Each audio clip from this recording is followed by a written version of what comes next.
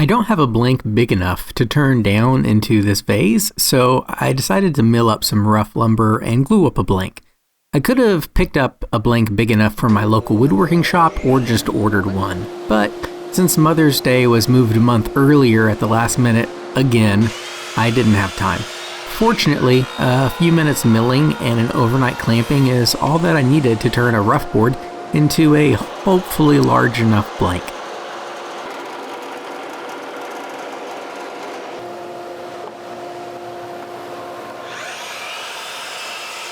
Glue lines are going to be unavoidable in this blank, but to hopefully minimize how obvious they are, I tried to fold the board into the blank in a way that the grain kind of matches.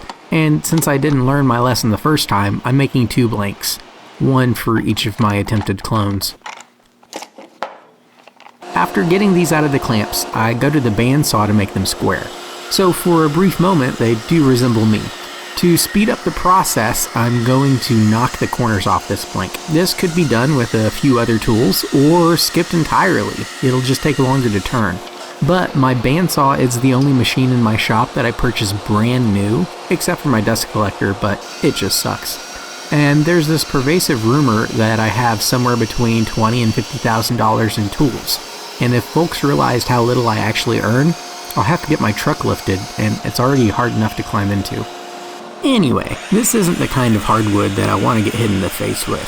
So, I'm going to turn on my dust collection that I spent the kids' college fund on, before I finish squaring off the ends. And then I'll find center with this handy dandy center finding jig that shows me what a poor job I did making a square blank, before pretending that I didn't forget to record screwing a faceplate onto the blank.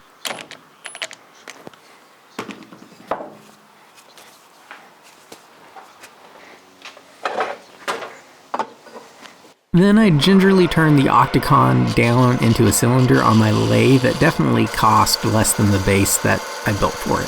Before I can go any further though, I need a template. Here's how I made mine, and then I'll talk about some alternatives. Pictures I took from my phone, which is just, a side shot. Gonna select just the bit I need. Control-C to copy, Control-N. Whoops, that wasn't Control-N. All right, Control-N. Now, from the clipboard, it's going to make a new thingamajigger here. Control-V to paste. Now I'm going to use my magic selection wand. Try to select the negative space here. Pretty good. Let's bring in some of this cowlick a little bit. Let's smooth this out some. Oops, too much there on that last one. All right. Think I can work with that pretty well. So what I'm going to do now is come over here and make a new layer. And now I'm going to use my dump tool or paint bucket, whatever you want to call it. Paint that. Make another new layer. And there might be a better, easier way to do this. I'm not very great. I did select inverse. Now I have the inverse of that selection. So now I'm selected just on this. Boom. So now I have a silhouette. And I'll use my laser software to mess with this. My laser software I like to use, and I imported that silhouette. So now we can scale it to make sure it's the right size. Let's turn this a little more vertical. And from the fleshy part under his chin to right above it, right around here, is about 7 inches, which is about 180 millimeters. Now down here, it gives me the coordinates. So I'm going to grab here, go till that's 0. Now let's go, we'll use this as a point.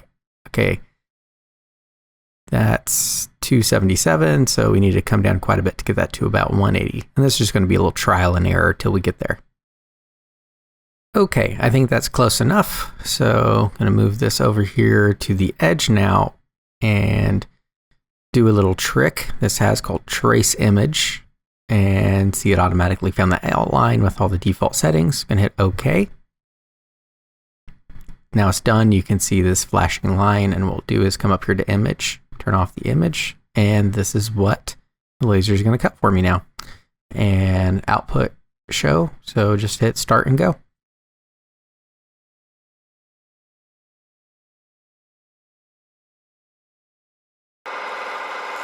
With my template, I mark some lines I can reference to make sure that I keep lining it up in the same place, and where I need to start hogging out the most material. But anyway, template making. Now, I'm well aware that not everyone has a laser like that, and considering that the average monthly car payment can only buy 3 of them, let's talk alternatives. Instead of using a laser to cut it, it could be printed out and cut with scissors. You could also do the kindergarten big lamp and shadow tracing trick, or even directly trace a silhouette onto paper using a long marker and cut it out. Or if your progeny is small enough where you just don't like them, pick them up and use their face to skip templating entirely. Actually, that's a joke. Don't do that, and I'm sorry. I don't know why I thought that one was funny. Anyway, now you know where my camera battery died. But I just kept cutting a little and a little more and checking it until I realized that getting any better was just beyond my skill. Then I swapped out the live center for my Jacob's chuck and drilled a hole to make this thing a vase. Kind of. And I will say this is one time that having a longer bed has been useful. It gave me room for my long bed extension since I've lost my short one apparently. Then I tried to open the top a little bit with my lathe tool, but I didn't get very far because I was afraid of experiencing the irony of having my face broken by a vase modeled after my kid's face. So I spent the rest of the week sanding it and then applied a friction polish before bribing my youngest with multiple cookies to get him to present it in time for me to get this video out on my regular release day. Anyway, thanks for watching. I hope you learned something, were inspired, or at least entertained. And until next time, make time to make something. All right, go get it. Go get it.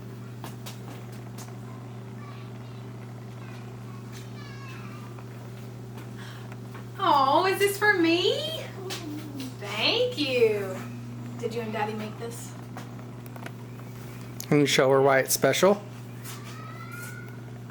Why is it special? Because Daddy and I made it. Yeah. Well, what makes it super cool? Show her. Where does it fit? Show her how it fits.